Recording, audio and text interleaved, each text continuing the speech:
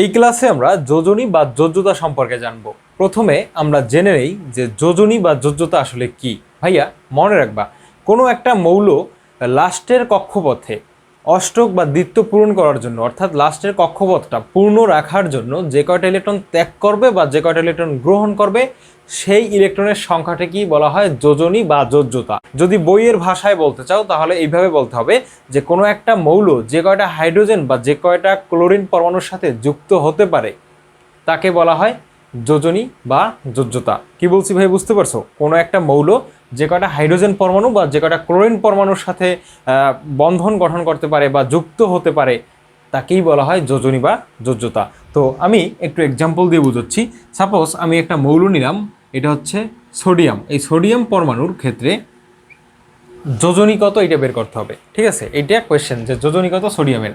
তো সোডিয়ামের ইলেকট্রন বিন্যাস একটু করো তো, বা তুমি একটু এঁকে নাও। যেই হচ্ছে আমার সোডিয়ামের নিউক্লিয়াস, প্রথম কক্ষপথে আছে 2টি ইলেকট্রন, দ্বিতীয় কক্ষপথে আছে আমার 8টা ইলেকট্রন, এই হচ্ছে কয়টা আমার 10টা, আর একটা ইলেকট্রন আছে। এই ইলেকট্রনটা আমি লাস্টের কক্ষপথে দিয়ে দিলাম। তো ভাইয়া একটু বলো তো, এই যে সোডিয়াম যে পরমাণুটা, এই সোডিয়াম পরমাণু যদি অষ্টক পূরণ করতে চায়, অর্থাৎ লাস্টের কক্ষপথে যদি 8টা ইলেকট্রন রাখতে চায়, সেক্ষেত্রে কি করতে হবে? সোডিয়ামের লাস্টের কক্ষপথ থেকে ইলেকট্রনটা ত্যাগ করে দিতে হবে না? হ্যাঁ, ত্যাগ করে দিতে হবে। তো ত্যাগ করে কেন দিতে হবে? কারণ এটা ত্যাগ করার পরে সোডিয়াম প্লাসের স্ট্রাকচারটা এমন হয়ে যাবে, প্রথমটায় 2টা, দ্বিতীয়টায় কয়টা ভাইয়া? দ্বিতীয়টা হচ্ছে 8টা ইলেকট্রন কিন্তু হয়ে যায়। তাহলে এই যে তোমার অষ্টক পূরণের জন্য লাস্টের কক্ষপথে 8টা ইলেকট্রন রাখার জন্য সে কি করছে? একটা ইলেকট্রন ত্যাগ করে দিছে। তার মানে সোডিয়ামের যোজনী হচ্ছে কত ভাইয়া? সোডিয়ামের যোজনী হচ্ছে 1।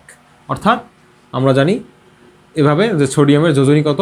1 পাওয়া গেছে। কেন 1 পাওয়া গেছে? কারণ ও লাস্টের কক্ষপথ অষ্টক পূরণ করার জন্য একটা ইলেকট্রন ত্যাগ করছে, এই কারণে সোডিয়ামের যোজনী 1। আবার আমি যদি ম্যাগনেসিয়ামের এক্সাম্পল দিই, ম্যাগনেসিয়ামেরটা একটু লক্ষ্য করো তো ভাইয়া। ম্যাগনেসিয়ামের ইলেকট্রন হচ্ছে কত? 12। তাহলে এটার ইলেকট্রন বিন্যাস তুমি করতে পারো চাইলে যে 1s2 2s2 2p6 3s2। লাস্টের কক্ষপথে কয়টা ইলেকট্রন আছে? লাস্টের কক্ষপথ কোনটা ভাইয়া? তৃতীয়টা। তাহলে তৃতীয়তে কয়টা ইলেকট্রন আছে? 2টা। তাহলে ও কি করতে পারে? 2টি ইলেকট্রন ত্যাগ করে দিতে পারে। ত্যাগ করে কি হয়ে যেতে পারে ভাইয়া? ম্যাগনেসিয়াম 2+ হয়ে যেতে পারে। তাহলে কয়টা ইলেকট্রন ত্যাগ করে অষ্টক পূরণের জন্য? তো দেখো, এইখান থেকে যদি এই 2টি ইলেকট্রন ও ত্যাগ করে দেয়, তাহলে লাস্টের কক্ষপথে কয়টা ইলেকট্রন থাকে? এই যে দেখো, লাস্টের কক্ষপথ কোনটা থাকে? তাহলে এই যে দ্বিতীয় কক্ষপথ। তাহলে এই দ্বিতীয় কক্ষপথে মোট ইলেকট্রন কয়টা হয়? এই যে 2টা, আর এইখানে আছে কয়টা? 6টা। তাহলে কিন্তু অষ্টক ওর পূরণ হয়ে যায়। কি বলছি ভাই, বুঝতে পারছো? তাহলে ম্যাগনেসিয়ামের যোজনী কত পাওয়া গেল? ম্যাগনেসিয়ামের যোজনী পাওয়া গেল 2, কারণ ও 2টি ইলেকট্রন ত্যাগ করে অষ্টক পূরণের জন্য। তাহলে ম্যাগনেসিয়ামের যোজনী 2। এবার তোমরা নিশ্চয়ই বলতে পারবো আমাকে যে পটাশিয়াম, বা আমি যদি বলি অ্যালুমিনিয়ামের যোজনী কত? অ্যালুমিনিয়াম হচ্ছে 13। তাহলে 2 8 10 আর 3 13। তাহলে লাস্টের কক্ষপথে কয়টা ইলেকট্রন আছে? 3টে ইলেকট্রন আছে। ওই 3টে ইলেকট্রন যদি ত্যাগ করে দিতে পারে তাহলেই তো অষ্টক পূরণ করে ফেলে। তাহলে লাস্টের কক্ষপথে আর্গন না, নিয়নের মতো ইলেকট্রন বিন্যাস কাঠামো অর্জিত হয়, অর্থাৎ লাস্টের কক্ষপথে 8টা ইলেকট্রন থাকে। তো সেক্ষেত্রে কি করবে ও? 3টে ইলেকট্রন ত্যাগ করে দেবে লাস্টের কক্ষপথ থেকে। তাহলে অ্যালুমিনিয়ামের যোজনী কত ভাইয়া? 3। ঠিক আছে? তো যোজনীর ক্ষেত্রে কিন্তু +3 বা -3 এইভাবে কিন্তু ব্যবহার করা হয় না। তো এবার আমি আর একটা এক্সাম্পল একটু দেই যে ক্লোরিনের যোজনী কত? ক্লোরিন হচ্ছে 17। তাহলে ক্লোরিনের যোজনী কত তোমরা একটু বলো তো। ক্লোরিনের ইলেকট্রন বিন্যাস করো, মুখে মুখে করো। 2 8 10 আর 7 17। অর্থাৎ ওর লাস্টের কক্ষপথে মানে তৃতীয় কক্ষপথে কয়টা ইলেকট্রন আছে? 7টা ইলেকট্রন আছে। ও যদি অষ্টক পূরণ করতে চায় তাহলে কি করা লাগবে? হয় 7টা ত্যাগ করা লাগবে, না হয় একটা গ্রহণ করা লাগবে। তো 7টা ত্যাগ করা তো আসলে এত সহজ না, তার তুলনায় একটা গ্রহণ করা অনেক সহজ। তাহলে ও কি করবে? একটা ইলেকট্রন গ্রহণ করবে। কে গ্রহণ করবে? ক্লোরিন গ্রহণ করবে। কয়টা ইলেকট্রন গ্রহণ করবে? একটা ইলেকট্রন গ্রহণ করবে। তার মানে ক্লোরিনের যোজনী হচ্ছে আমার 1। কি বলছি ভাইয়ারা, বুঝতে পারছো? ইলেকট্রন বিন্যাসের সাহায্যে কীভাবে নির্ণয় করবা? এই যে দেখো, 2 8 10 আর এখানে কত? 7। তাহলে লাস্টের কত কয়টা ইলেকট্রন আছে? 7টা ইলেকট্রন আছে। আবার তুমি যদি আধুনিক ইলেকট্রন বিন্যাস করো যে 1s2 2s2 2p6 3s2 3p কত? 3p এখানে আছে আমার 5।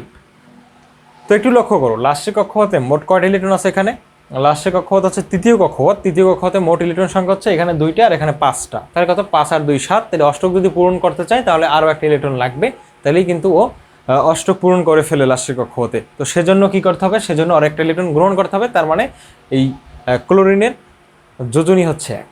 তো নিশ্চয়ই তোমরা বুঝতে পারছো। তো কিছু মৌল আছে যারা পরিবর্তনশীল যোজ্যতা প্রদর্শন করে, এবার আমি ওইগুলো একটু দেখাবো। তো এবারে আমরা জানবো পরিবর্তনশীল যোজনী সম্পর্কে। ভাইয়া কোনো কোনো মৌলের একাধিক যোজনী থাকে, ওই সকল মৌলের যোজনীকে বলা হয় পরিবর্তনশীল যোজনী। দেখো, যেমন কার্বনের যোজনী 2ও হতে পারে, 4ও হতে পারে। তারপরে আয়রন বা Fe এর যোজনী কিন্তু 2ও হতে পারে, 3ও হতে পারে। তারপর হচ্ছে নাইট্রোজেন, এর যোজনী 3 হতে পারে, 5 হতে পারে। ফসফরাসের যোজনীও কত, 3 হতে পারে, 5 হতে পারে। কপার Cu যেটা 1 হতে পারে যোজনী, আবার 2 হতে পারে। সালফার মানে S এর যোজনী কিন্তু 2 অথবা 4 অথবা 6, এই 3টে কিন্তু পরিবর্তনশীল যোজনী সালফারে থাকতে পারে। তো তোমরা কষ্ট করে এটা একটু মাথায় রাখো, ঠিক আছে? তোমরা কষ্ট করে এটা একটু মাথায় রাখবা। তারপর নাইট্রোজেন, ফসফরাস, কপার, সালফার, এগুলো জাস্ট তোমরা একটু মনে রাখবা যে পরিবর্তনশীল যোজনী যাদের আছে, তোমাদের এই লেভেল অনুযায়ী অত হায়ার কনসেপ্ট তোমার মাথায় আমি দিতে চাই না, যে এই কারণে তাহলে তুমি আসলে নাও বুঝতে পারো বা তোমার কাছে ব্যাপারটা কঠিন লাগতে পারে। কিন্তু তুমি জাস্ট যোজনীর ক্ষেত্রে মনে রাখবা যে কক্ষপথ পূরণের জন্য যে কয়টা ইলেকট্রন গ্রহণ করা লাগে বা ত্যাগ করা লাগে, সেই সংখ্যাটাই হচ্ছে আমার যোজনী। এবং এই ক্ষেত্রে যে পরিবর্তনশীল যোজ্যতা বা পরিবর্তনশীল যোজনী কারা প্রদর্শন করে তাদের একটু মনে রাখবা। সালফারেরটা মনে রাখবা, মাস্ট, খুব গুরুত্বপূর্ণ। তারপরে তুমি নাইট্রোজেনেরটা মনে রাখবা, আয়রনেরটা অবশ্যই মনে রাখবা। এইগুলো জাস্ট একটু গুরুত্ব সহকারে মনে রাখবা, ঠিক আছে? তো আশা করছি তোমরা এই পরিবর্তনশীল যোজনীর ব্যাপারটা বুঝতে পারছো। তো ভাই এখানে আমি কয়টা যৌগ লিখবো, এই যৌগগুলো থেকে তোমরা একটু যোজনীটা ভালোভাবে ফিল করতে পারবা। যেমন আমি যদি লিখি FeCl3, এইভাবে যদি আমি লিখি FeCl3, আর একটা লিখলাম আমি FeCl2। আমি তোমাকে যদি কোয়েশ্চেন করি এই যে যৌগটা, এইখানে আয়রনের যোজনী কত, মানে ফেরিক যেটা Fe এর যোজনী কত, তুমি বলবো কত, 3 বলবা। কারণ কি, মনে রাখবা এই যে এইটা না, এইটার যোজনী থাকবে ওর কাছে, আর ওর যোজনী থাকবে ওর কাছে। এই যে Fe এর যোজনী কার কাছে থাকবে, Cl এর কাছে। তাহলে Fe এর যোজনী কত, আমি যদি তোমাকে এটা জিজ্ঞেস করি, তুমি কোন দিকে তাকাবা, তুমি তাকাবা Cl এর দিকে। Cl এর সাথে কত আছে সংখ্যাটা, সাথে আছে 3, তার মানে Fe এর যোজনী হচ্ছে আমার কত, 3। তারপরে আমি যদি তোমাকে বলি যে এই ক্লোরিনের যোজনী কত, তুমি তখন কার দিকে তাকাবা, যে Fe এর সাথে কত আছে। Fe এর সাথে কত আছে, কিছু নেই, মানে একটা 1 আছে। তাহলে এই Cl বা ক্লোরিনের যোজনী হচ্ছে আমার 1। তাহলে তুমি আমাকে একটু অ্যান্সার দাও যে এই যে দ্বিতীয় যেটা লিখলাম আমি ফেরাস ক্লোরাইড, এই ক্ষেত্রে আমার এই Fe এর যোজনী কত বা আয়রনের যোজনীটা কত, কার দিকে তাকাবা, Cl এর দিকে তাকাবা। Cl এর নিচে কত আছে, Cl এর সাথে কত আছে ভাইয়া, 2 আছে। তার মানে নিশ্চয়ই আমার এই যে Fe এর যোজনী হচ্ছে এই ক্ষেত্রে কত, 2। আবার আমি যদি এখান থেকে তোমার কোশ্চেন করি যে Cl এর যোজনী কত, এখানে কার দিকে তাকাবা, Fe এর দিকে তাকাবা। তাকাও কত আছে ওর সাথে, কিছু নেই, মানে একটা 1 আছে। তাহলে Cl এর যোজনী কত, 1। কি বলছি ভাই, বুঝতে পারছো? তো এইভাবে কিন্তু আরও অনেক যৌগ আছে, তো এগুলো আমি তোমাদের একে একে বুঝাচ্ছি। ভাই একটা যৌগ আমি লিখলাম এখানে N2O5, ঠিক আছে, N2O5। তোমরা আমাকে একটু অ্যান্সার দাও যে এই ক্ষেত্রে, এই যৌগটার ক্ষেত্রে নাইট্রোজেনের যোজনী কত আর অক্সিজেনের যোজনী কত। নাইট্রোজেনের যোজনী কত বলো তো?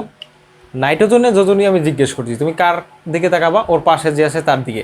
ওর পাশে কি আছে, অক্সিজেন আছে। তাহলে অক্সিজেনের সাথে কত লেখা আছে, 5 লেখা আছে। তার মানে নাইট্রোজেনের যোজনী হচ্ছে 5। আবার তোমাকে যদি আমি জিজ্ঞেস করি যে অক্সিজেনের যোজনী কত, তুমি কার দিকে তাকাবা, তুমি ওর পাশে যে আছে, মানে নাইট্রোজেন আছে, নাইট্রোজেনের দিকে তাকাবা। নাইট্রোজেনের সাথে কত লেখা আছে, 2 লেখা আছে। তাহলে তুমি নাইট্রোজেনের যোজনী কত বসাই দেবা, 2 বসাই দেবা। কি বলছি ভাই, বুঝতে পারছো? এইভাবে কিন্তু আসলে তুমি যোজনীটা জাস্ট একটা যৌগ দেখেই বলে দিতে পারো যে কোন মৌলটার যোজনী কত। তো এখন আমরা সুপ্ত যোজনী নির্ণয় করা শিখব। ভাইয়া সুপ্ত যোজনী মানে কি? সুপ্ত যোজনী মানে হচ্ছে কোনো একটা মৌলের সর্বোচ্চ যোজনী মাইনাস ওই মৌলের সক্রিয় যোজনী করলে যেটা পাওয়া যায় ওইটা হচ্ছে সুপ্ত যোজনী। তো এক্সাম্পল দিলেই তোমরা নিশ্চয়ই বুঝতে পারবা। তো দেখো আমি একটা যৌগ লিখলাম FeCl2।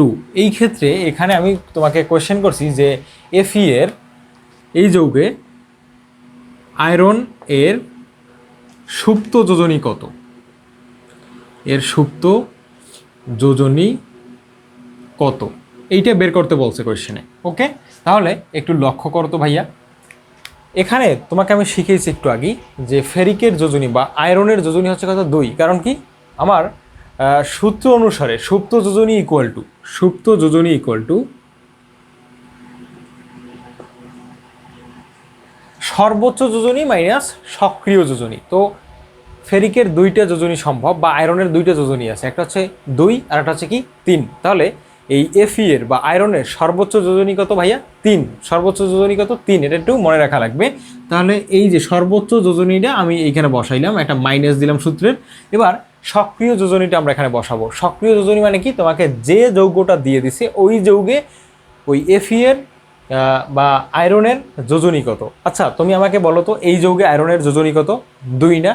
কেন 2? কারণ আমরা জানি যে মৌলটার যোজনী আমরা চাইবো তার পাশের মৌলটার দিকে তাকাবো, তার পাশে কত আছে লেখা, কত আছে? 2 লেখা আছে। তাইলে এক্ষেত্রে এই যে এফি এর সক্রিয় যোজনী বা এই যৌগটার যোজনী হচ্ছে কত? 2। তাহলে এখানে আমরা 2 লিখে নিলাম, সমান সমান রেজাল্ট পাওয়া যায় কত? 1।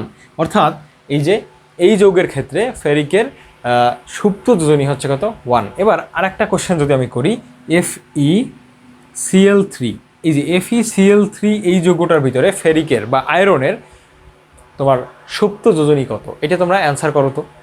দেখো আমরা জানি সর্বোচ্চ যোজনী মাইনাস সক্রিয় যোজনী করলে যেটা পাওয়া যাবে ওইটাই হচ্ছে আমার সুপ্ত যোজনী। তাহলে আমরা কি লিখতে পারি? সর্বোচ্চ যোজনী কত? Fe এর 3, কারণ কি আয়রন 2 আর 3 হয়, তাহলে সর্বোচ্চ যোজনী হচ্ছে আমার 3 সূত্রের মাইনাস সক্রিয় যোজনী মানে এই যে যৌগটা দেওয়া আছে এই যৌগটার যোজনী কত? দেখো তো, Fe এর যোজনী আমি চাইছি, তার মানে কার কাছে তাকাবা? Cl এর দিকে। Cl এর এখানে কত লেখা আছে? 3 লেখা আছে। তাহলে এটার সক্রিয় যোজনী কত? 3। তাহলে 3 থেকে 3 গেলে দেখা কত? 0। অর্থাৎ এই যৌগটার ক্ষেত্রে আমার Fe এর সুপ্ত যোজনী হচ্ছে কত ভাইয়া? 0। আশা করছি তোমরা এই সুপ্ত যোজনীর ব্যাপারটা বুঝতে পারছো। পরীক্ষায় কিন্তু এখান থেকে কোয়েশ্চেন হয়। তো ভাইয়া এবার তোমাদের আরও কিছু কনফিউশন আমি একটু ক্লিয়ার করে দিই। যেমন আমি যদি এখানে লিখি যে Mg, তারপর যদি Cl দিই তাহলে লিখতে হবে Cl2, কারণ কি ম্যাগনেসিয়ামের যোজনী 2, এইটা গেছে ক্লোরিনের কাছে, ক্লোরিনের যোজনী 1, এইটা আছে ম্যাগনেসিয়ামের কাছে। তাহলে এখানে তোমাদের কোনো আপত্তি নেই। কিন্তু এখন তোমাকে যদি আমি জিজ্ঞেস করি যে MgO এমন একটা যৌগ আছে, এই যৌগে অক্সিজেনের যোজনী কত, ম্যাগনেসিয়ামের যোজনী কত? তুমি কিছু দেখতে পাচ্ছ না, মানে তুমি আমাকে বলে দিতে পারো যাইয়া এ জায়গায় যে ভাইয়া এখানে ম্যাগনেসিয়ামের যোজনীও 1, আমার অক্সিজেনের যোজনীও 1। তাহলে কিন্তু হবে না। কেন হবে না আমি একটু ব্যাখ্যা করি। মনে রাখবা এখানে ম্যাগনেসিয়ামের যোজনী কত আমরা জানি সচরাচর 2 হয়, অক্সিজেনের যোজনীও কত হয় ভাইয়া? 2 হয়। তাহলে এই যে 2 2 এইভাবে লেখা লাগে না। একই সংখ্যা যদি থাকে এইখানে, ঠিক আছে, একই সংখ্যা যদি এখানে থাকে তাহলে কিন্তু এই দুইটাকে মানে একদম মুছে দেওয়া যায়, বা এই দুইটাকে কী করা যায়? উইথড্র করে দেওয়া যায়, বাতিল করে দেওয়া যায়। অর্থাৎ এখান থেকে 2 2 কমন নিয়ে মানে ভ্যানিশ করে দেওয়া যায়। আমি এইটা বুঝাইতে চাইছি যে XY দ্বারা গঠিত একটা যৌগ আছে, এখানে যদি তোমার M থাকে, এখানেও যদি M থাকে, তাহলে এই দুইটি তুমি ক্যান্সেল করে দিতে পারো, ঠিক আছে। তাহলে এমন যদি কোনো একটা মৌল থাকে বা যৌগ যদি এমন থাকে যে এখানে আছে আমার 4 আর এখানে আছে Y এর জায়গায় আছে 2, তাহলে কিন্তু তুমি সর্বনিম্ন যেটা ওইটা লিখবা। অর্থাৎ কমন নেওয়ার পরে এখানে কত আছে? 2 2 কিন্তু এই 4-এর ভিতরে যায়। তাহলে এখানে কিন্তু লেখা যায় X2 আর কি Y1 বা শুধুমাত্র Y, ভাগ করার পরে যা আসে সেটা কিন্তু এখানে লেখা যায়। অর্থাৎ তোমাদের উদ্দেশ্যে এইটা বলার থাকবে যে তোমরা আসলে যেটা শিখছো যে CaO এর মানে এই না যে ক্যালসিয়ামের যোজনী 1, অক্সিজেনের যোজনীও 1, এটা না। কিন্তু এখানে কি হয়েছে ঘটনাটা হয়েছে এইভাবে যে ক্যালসিয়ামের যোজনীও 2, এটা গেছে অক্সিজেনের কাছে, অক্সিজেনের যোজনীও 2, এটা আসছে ক্যালসিয়ামের কাছে। তো যেহেতু দুইজনই একই যোজনী বিশিষ্ট, এই কারণে ওই সংখ্যাগুলো আর লেখা লাগে না এইখানে, ঠিক আছে। তো কিছু কিছু ক্ষেত্রে তোমার কিন্তু এই ধরনের কনফিউশন সৃষ্টি হতে পারে, তো সেটা আমি কিন্তু ক্লিয়ার করে দিলাম।